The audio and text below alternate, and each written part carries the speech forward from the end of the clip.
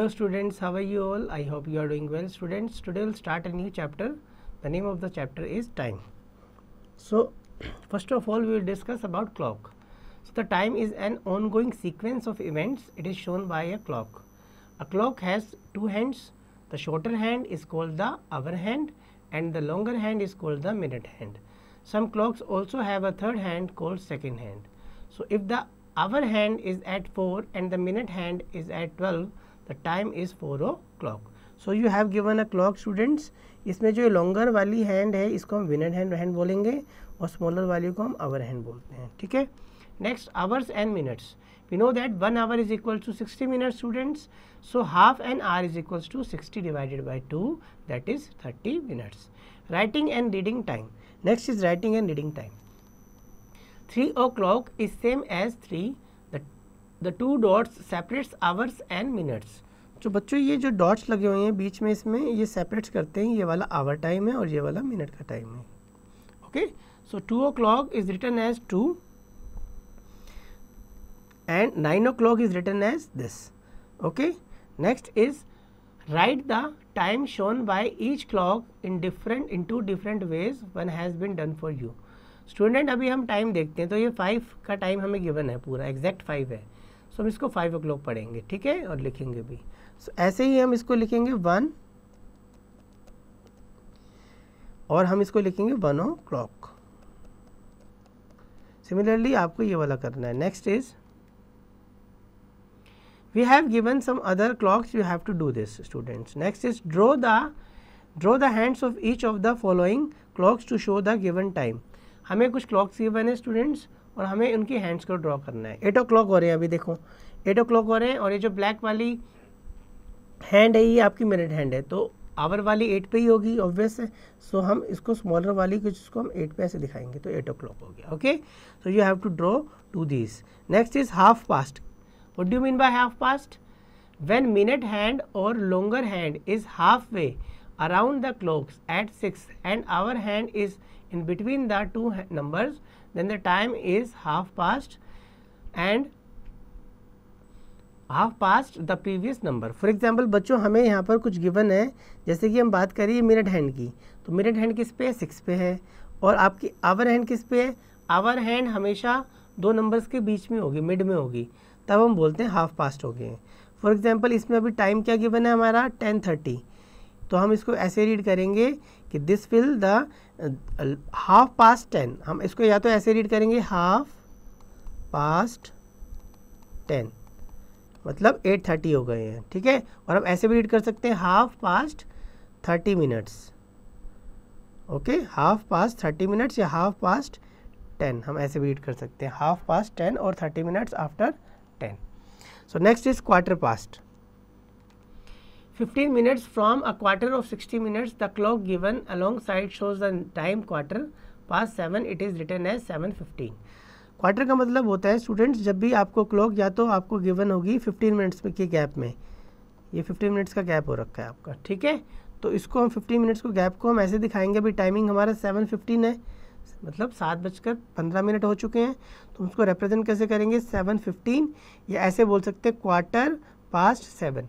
जैसे कि वहाँ पे था half past 7 half an hour के लिए, और यहाँ पर 15 मिनट्स के लिए हम बोलते हैं क्वार्टर पास्ट 7. जैसे कि वहाँ पर हाफ पास्ट 10 था, ऐसे यहाँ पर quarter past 7. Okay, next quarter to का मतलब होता है स्टूडेंट्स फॉर एग्जांपल 4 बजने वाले हैं, अभी 4 बजे नहीं है, 15 मिनट्स आर लेफ्ट है. ठीक है, तो हम उसको फिर ऐसे बोलेंगे, हम बोलेंगे क्वार्टर टू 4. क्वार्टर पास्ट नहीं, अभी क्वार्टर आगे नहीं चला गया, अभी बच रहा है वो क्वार्टर, है ना, तो हम बोलेंगे क्वार्टर टू 4, मतलब 4 बजने में अभी 15 मिनट्स है, तो हम इसको बोलेंगे क्वार्टर टू 4. अगर 4:15 मिनट्स हो गए हैं तो हम बोलेंगे quarter past 4. Okay, quarter past 4 अगर 4:30 मिनट्स हो गए हैं, और अगर 4:15 मिनट्स हो गए हैं तो हम बोलेंगे क्वार्टर पास्ट 4, और अगर आपका 4:30 हो गए तो हम बोलेंगे हाफ पास्ट 4. क्लियर है. Next is write the time shown by each o'clock in 2 different ways. We have given some ways. So this is 9:30 and represented it by 30 minutes past 9. 30 minutes आप ऐसे भी लिख सकते हो उसको. 9:30 भी लिख सकते हो, ठीक है। अब जैसे कि नेक्स्ट क्वेश्चन है, अभी यहाँ पर कितना है आपका टाइम गिवन है, ये आपका गिवन है 3:40, दिस इज 3:40। तो हम इसको कैसे रिप्रेजेंट करेंगे, हम ऐसे भी लिख सकते हैं इसको 40 मिनट्स पास्ट 3। क्लियर है। नेक्स्ट ये वाला है, जैसे कि ये अभी इसमें देखो कितना टाइम बचा है हमारा, सिर्फ 3 मिनट्स लेफ्ट है 3 o'clock में। तो हम इसको ऐसे लिखेंगे 3 मिनट्स टू 3, 2 लिखेंगे, पास्ट नहीं, क्योंकि 3 अभी बजे नहीं है, 3 मिनट है उसमें, तो यहाँ पे 2 लगाएंगे। यहाँ पे 40 मिनट्स आगे चले गए हैं 3 से, तो इसलिए यहाँ पे पास्ट वर्ड यूज़ करेंगे, ठीक है। So the remaining you have to do. Next is draw the hands of the clocks in the 2 different clocks we have given, you have to show the hands. So 4:45, इसका मतलब students अभी 5 हुए नहीं है, कम है उससे। सो 4:45 है, तो मिनट हैंड तो ऑब्वियस सी बात है 45 पे ही होगी, क्योंकि ये जो राइट हैंड साइड वाला होता है वो आपको मिनट्स को डिनोट करता है, और ये जो लेफ्ट हैंड साइड में होता है ये आपका आवर। तो 4 अभी 5 हुए नहीं है, तो 5 होने वाले हैं, तो थोड़ा सा आपको छोटी बनानी है और 5 के थोड़ा सा जस्ट पहले रखनी है इसको, ठीक है। नेक्स्ट 8 को आपको बनाना है, इसी तरह से 2:15 को। नेक्स्ट इज ये आपको फिल करने हैं। Next, make a time schedule for Sunday for the following activities and draw hour hand and minute hand on the face of the clocks. So हमें वेकअप टाइम लिखना है। अब वेकअप का मतलब हम कितने बजे उठते हैं, सुबह मॉर्निंग में स्कूल जाते हैं तो हम लगभग 7 o'clock उठ जाते हैं, है ना। तो हम 7 o'clock का यहाँ पे टाइम दिखाएंगे 7 o'clock, ठीक है। इसी तरह से टेक बाद हम कितने बजे 7:10 तक हम कर लेते हैं, तो हम दिखाएंगे 7